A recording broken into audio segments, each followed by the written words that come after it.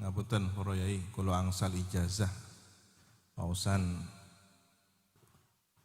iku wau wiritan saking Romo Ihya Ulumuddin. Menawi kersa sedaya sing hadir, saya niat ingin mengijazahkan juga untuk diamalkan seluruh masyarakat. Ajastukum jami'an. Assalamualaikum warahmatullahi wabarakatuh. Bismillahirrahmanirrahim. Alhamdulillahi rabbil alamin. Wabihi nasta'inu ala umuri dunya waddin. Wassalatu wassalamu ala ashrafil anbiya'i wal mursalin, Sayyidina Muhammadin wa ala alihi wa sahbihi ajma'in. Qala rabbi shrah li sadri wa yassir li amri wahlul 'uqdatam min lisani yafqahu qawli. Inna asdaqal hadithi kitabullah wa khairal hadi hadiyu sayyidina Muhammadin sallallahu alaihi wasallam wa syarral umuri muhdatsatuha wa kullu bid'atin dhalalah wa kullu dhalalatin finnar. Allahumma inni a'udzu bika an adilla aw udalla aw azilla aw uzalla aw adlima aw udlama aw ajhala aw yujhala alayya. Rabbi zidni ilma wa wassi' li fi rizqi wa barik li fi ma razaqtani waj'alni mahbuban fi qulubi ibadika wa azizan fi uyunihim waj'alni wajihan fid dunya wal akhirah wa minal muqarrabin ya kathiran nawal wa ya hasanal fi'al wa ya qa'iman bila zawal wa ya mubdi'an bila mithal falakal hamdu walakal minnatu walakal syarafu ala kulli hal. Wa sallallahu ala sayyidina Muhammadin wa ala alihi wa sahbihi wa sallam walhamdulillahi rabbil alamin. Amma ba'du, hadratal muhtaramin, para alim, para masyayikh, kiai, ibu nyai yang kami ta'zimi, ibunda Nyai Hajah Nurul Isyai As'ad, semoga sehat walafiat, panjang umur barakah. Yang kami hormati Kiai Haji Ahmad Baidarus SAG, Kiai Haji Hashim, Kiai Haji Fahmi Faik, beserta para tokoh masyarakat, Al-Ustadz Abdur Rashid Rahman beserta seluruh jajaran panitia, Bapak Ahmad Muzayyin PJ Kepala Desa Wuluhan beserta jajaran pemerintah desa, Bapak Andri Purnomo beserta seluruh Forkopimcam, Ibtu Handoko Dardak Saputro, Kapolsek Wuluhan, Kapten Hadi Mukti dan Ramil Wuluhan, Bapak Muhammad Subhan Zain Kepala KUA Wuluhan, yang kami hormati Kiai Rifqatul Musta'in Rais Syuriah MWCNU Wuluhan, Kiai Agus Mukid Ketua Tanfidiyah MWCNU Wuluhan dan seluruh jajaran pengurus MWCNU, Kiai Haji Abdul Aziz beserta seluruh alumni, khususnya keluarga besar Subrayon Wuluhan, hadirin hadirat, muslimin muslimat, hadir juga jajaran dari Rektorat Dekanat Universitas Ibrahimi Situbondo beserta seluruh peserta KKN 3 kecamatan Wuluhan, Janggawah, Tempurjo, para santri, mahasiswa santri, peserta KKN, seluruh yang hadir, hafidhakumullah jami'an. Puluhan bersolawat untuk mempererat tali silaturahmi antar alumni dan tokoh masyarakat Uluan dalam rangka memperingati Tahun Baru Islam dan menyambut Hari Kemerdekaan Republik Indonesia. Di tempat ini, di lapangan Sumberjo, Bulundengan Wuluhan, Jember, kita berharap turunnya rahmat dari Allah Subhanahu wa taala.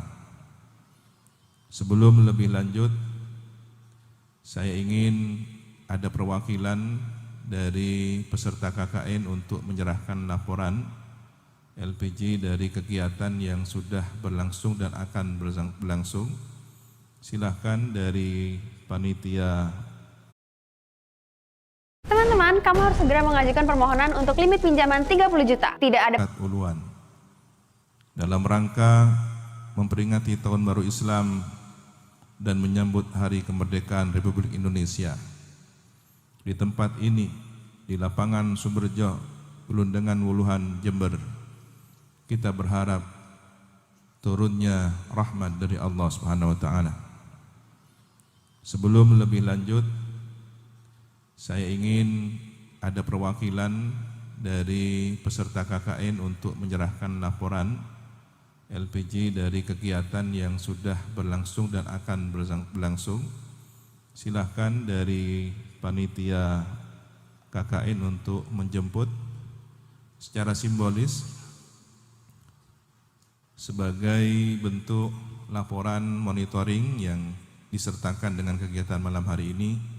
Kami mohon dukungan seluruh warga tokoh masyarakat untuk mendukung sekaligus mendampingi dan menasihati para peserta KKN dari santri mahasiswa Universitas Ibrahimi Salafiyah Syafiyah Sukoharjo Situbondo.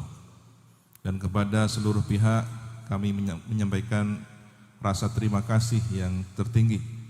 Barakallahu fikum, jazakumullah ahsanal jaza. Para hadir, dengan semangat memperingati Tahun Baru Islam, alhamdulillah ini sudah kami terima dari Korcam 5155 Tempurjo, ada Kecamatan Wuluhan dan Janggawah 46 dan 50. Barakallahu fikum, syakarallahu lakum ala husni tinaikum wa juhdikum. Dengan semangat memperingati Tahun Baru Islam sekaligus menyambut Hari Kemerdekaan Republik Indonesia, perlu dicatat dalam sejarah bahwa Islam tidak pernah mengajarkan penjajahan, tetapi Islam menyemangati setiap manusia bangsa untuk merdeka dari penjajahan. Pernah suatu ketika seorang panglima perang kaum muslimin di saat berhadapan dengan penguasa Persia ditanya apa motivasi tujuan pasukan kaum muslimin melakukan ekspansi ke Persia. Mereka menjawab bahwa kami membawa satu misi mulia, membebaskan rakyat Persia dari menyembah manusia untuk beribadah kepada Allah Tuhan yang Maha Esa, untuk mentauhidkannya, memurnikannya dari segala bentuk kemusyrikan. Ini jawaban yang prinsip bagi kehidupan berbangsa, bernegara sekaligus beragama. Maka dengan semangat itu pula kemerdekaan Republik Indonesia adalah anugerah terbesar yang Allah berikan kepada bangsa ini. Saya teringat salah satu statement dari tokoh bangsa kita, jika tidak salah ingat Bapak Mahfud MD mengatakan bahwa khususnya di Asia Tenggara atau di beberapa belahan dunia, Indonesia adalah termasuk negara yang memperoleh kemerdekaannya tanpa pemberian dari penjajah, tetapi mengusir penjajah. Kalau kita melihat beberapa negara tetangga yang ada di Asia Tenggara, kemerdekaannya adalah hadiah dari penjajah. Tetapi Indonesia, terbentuknya negara ini justru ketika mengusir penjajah. Sebelum penjajah terusir, belum terbentuk negara kesatuan Republik Indonesia. Maka ini adalah anugerah terbesar dari Allah Subhanahu wa taala, seiring dengan harapan semoga bangsa ini, negeri ini menjadi negeri yang baldatun thayyibatun wa rabbun ghafur kemah ripah loh jinawi. Sallu ala Nabi Muhammad. Sebagaimana kita sering mendengar ucapan, meskipun bukan hadis tetapi maknanya sahih, dauh para ulama, bahwa ada ungkapan laulaka ya Muhammad ma khalaqtul akwan. Jika tidak karena engkau wahai Muhammad, aku tidak akan menciptakan semesta. Tetapi makna ini sahih, kata ulama. Kenapa? Karena alam semesta bahan dasarnya dicipta dari nur Sayyidina Muhammad sallallahu alaihi wasallam. Maka sebelum kita mengenal para pahlawan, seharusnya kita sudah lebih mengenal pahlawan utama kita, sang revolusioner Islam, baginda Nabi Muhammad sallallahu alaihi wasallam. Beliau telah berjuang membawa umat ini minadz-dzulumati ilan nur. Dan subhanallah, ungkapan ini pun menjadi inspirasi seorang santriwati, murid dari Mbah Soleh Darat, yang dikenal dengan Ibu kita Kartini. Setelah mempelajari surah Al-Fatihah dan beberapa tafsir dari ayat Al-Quran, beliau pun dalam satu tulisannya yang kemudian diabadikan menjadi moto hidup, habis gelap terbitlah terang. Insyaallah Indonesia habis gelap terbitlah terang, menuju Indonesia emas 2045, dari tahun 1945 menuju tahun 2045. Dan ketika NU dilahirkan pada tahun 1926, maka satu abadnya 2026 secara hitungan kalender miladi, persiapkan menyongsong abad baru untuk mengantarkan Indonesia emas. Amin, Allahumma amin.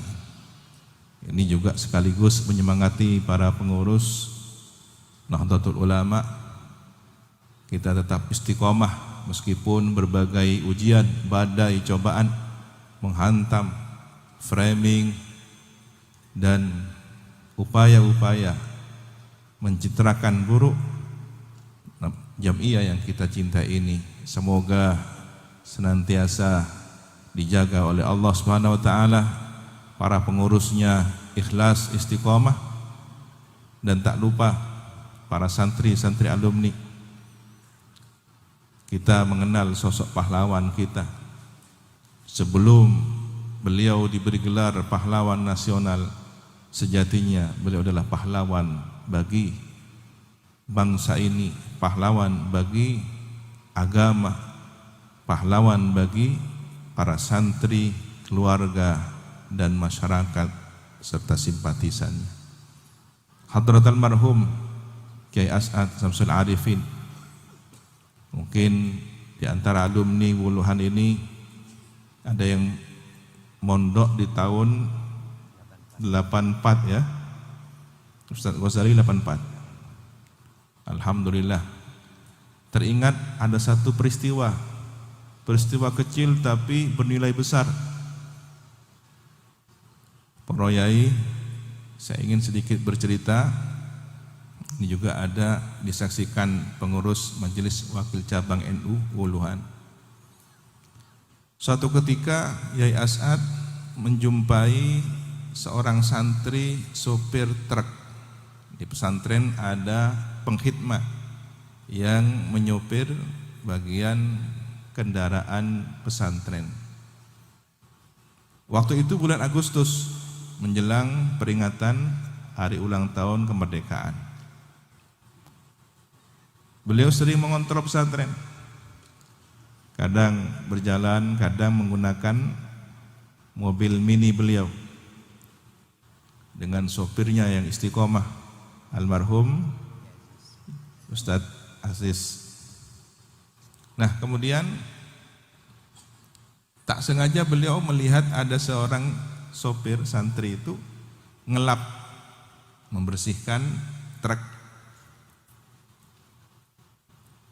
Ternyata yang digunakan adalah kain bendera merah putih. Marahlah beliau sejadi-jadinya. Bantar kei, bantar ngabas. Jadi benikun kain. Dengan bahasa Madura, beliau memarahi sang santri ini yang dengan polosnya tidak paham sejarah apa makna dari merah putih itu. Ternyata bendera bukan hanya sehelai kain berwarna merah atau berwarna putih, tetapi ada simbol perjuangan para pahlawan, mujahidin, syuhada, salihin, ulama yang juga banyak berguguran di medan pertempuran. Tentu beliau adalah saksi sejarah revolusi. Beliau adalah saksi sejarah bagaimana guru beliau Hadratul Syekh mengeluarkan fatwa resolusi jihad. Selain juga berjuang bergerilya di hutan-hutan kawasan tapal kuda yang momentumnya tercatat dengan baik dalam sejarah adalah perjuangan beliau di Garahan. Kemudian bergabung dengan pasukan arek-arek Surabaya di Kota Pahlawan yang kemudian dikenal dengan Hari Pahlawan. Nah, jasa ini terkenang dalam simbol merah putih. Dulu saya ketika masih usia aliyah, madrasah aliyah, sempat berpikir, bertanya dalam hati, apa pentingnya saya menghormat bendera merah putih?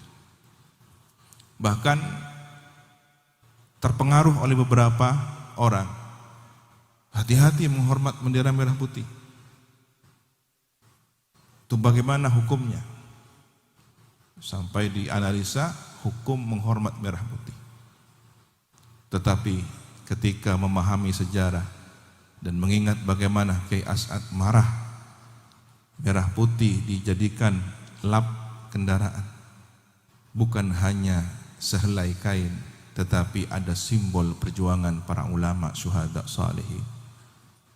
Hari ini setiap kali pengibaran bendera putih, saya seringkali tidak mampu membendung air mata karena dalam kibarannya ada kenangan darah para syuhada salihin, para ulama yang telah gugur mati syahid fisabilillah, bukan hanya mempertahankan tanah air, tetapi mempertahankan agama ini tegak berdiri di republik yang kita cintai. Indonesia adalah sajadah bagi umat Islam. Kita lahir di sini, hidup di sini, dan insya Allah mati di sini.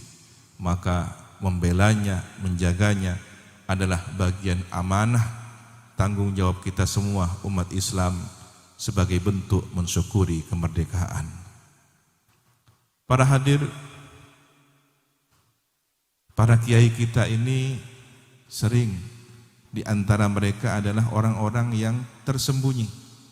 Banyak yang tidak dimakamkan di makam pahlawan. Banyak pejuang yang tidak terdaftar dalam daftar veteran perang, tetapi jasanya luar biasa. Ada satu kisah di Jawa Tengah, seorang kiai yang khumul, tak terkenal di bumi tapi terkenal di langit. Beliau pernah suatu ketika hadir di kendurian walimahan Tidak dikenal siapa namanya. Saya dapat riwayat ini dari guru saya, Romo Yai Ihya Ulumuddin. Nah, Kiai yang khumuli, seorang waliullah yang tersembunyi dari pandangan manusia. Beliau hadir di suatu majelis undangan, tuan rumahnya terlihat gelisah. Kenapa? Karena undangan melebihi dari daftar nama yang telah disiapkan. Ini kan susah tuan rumahnya. Yang diundang umpama 100 orang, yang hadir 300.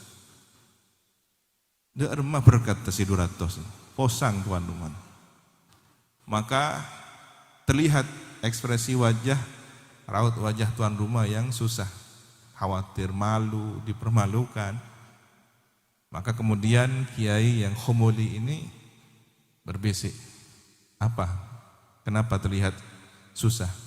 Nggih ngeten yai, undangan yang kami siapkan ini 100 dengan berkatnya, ternyata melebihi dari kuota. Oh ya, pun gampil. Mangke nek waya wiritan tungo sareng-sareng kula. Sedaya nderek kula.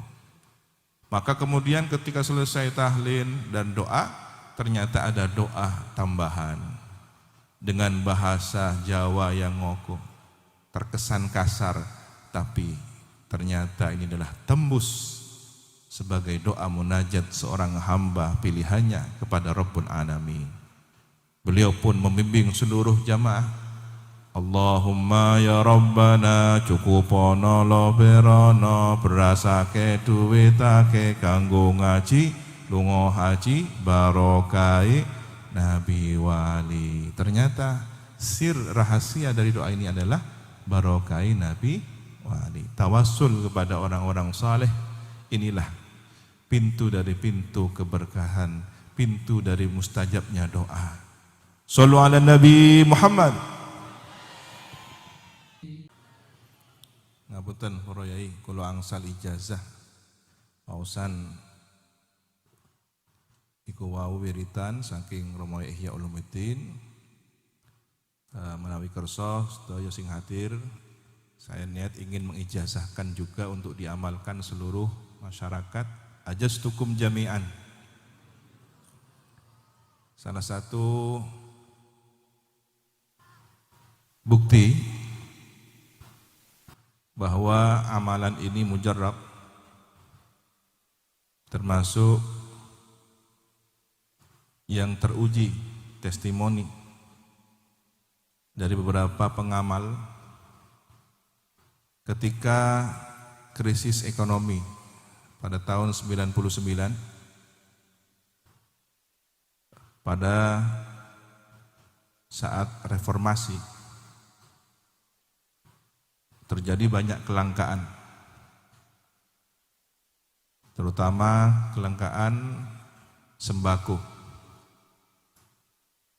Entah waktu itu apakah termasuk BBM ya. Maka masyarakat di daerah Pujon dan sekitarnya, Batu, Malang, mengamalkan wiritan tersebut. Subhanallah biidznillah. Dan juga barokah para salihin, para aulia arifin, tawassul melalui Nabi, tawassul melalui orang-orang yang mulia, para wali Allah, masyarakatnya disejahterakan oleh Allah, tidak terdampak yang signifikan dari pengaruh reformasi dan kelangkaan sembako serta naiknya berbagai barang. Sehingga waktu itu subhanallah banyak dari masyarakat Batu, Pujon dan sekitarnya diberi kemampuan untuk berangkat ibadah haji. Kalau kita perhatikan, memang kesannya ada lucu, ada seperti materialistik, cukupono, luberono, beras ake, urusan beras ya, duit ake. Tapi kalau sudah makanan pokok terpenuhi, maka hidupnya sejahtera. Alhamdulillah. Duit akeh. Ini juga kalau mata uang, permodalan semua stabil, menjadi ikhtiar kita untuk tawakal pada Allah Subhanahu wa taala. Jadi orang yang bertawakal kepada Allah itu dengan ikhtiar lebih dahulu. Iqil wa tawakkal. Ikatlah tali binatang peliharaanmu. Waktu itu ada orang bawa unta, untanya dilepas begitu saja. Ditanya, kenapa dilepas? Saya tawakal pada Allah. Ditegur oleh Rasulullah. Iqil, tali ini sih. Wa tawakkal, baru kamu tawakal pada Allah Subhanahu wa taala. Maka kalau sudah ekonominya dicukupi, terutama makanan pokok dan keuangannya, insya Allah kanggo ngaji lungo haji. Tujuannya benar, bukan hanya menumpuk harta, tetapi tujuannya untuk beribadah tanpa melupakan barokai Nabi Wali, orang-orang yang berjasa dalam hidup kita. Insya Allah hajat kita dikabulkan oleh Allah, hidup kita barokah. Amin ya rabbal alamin.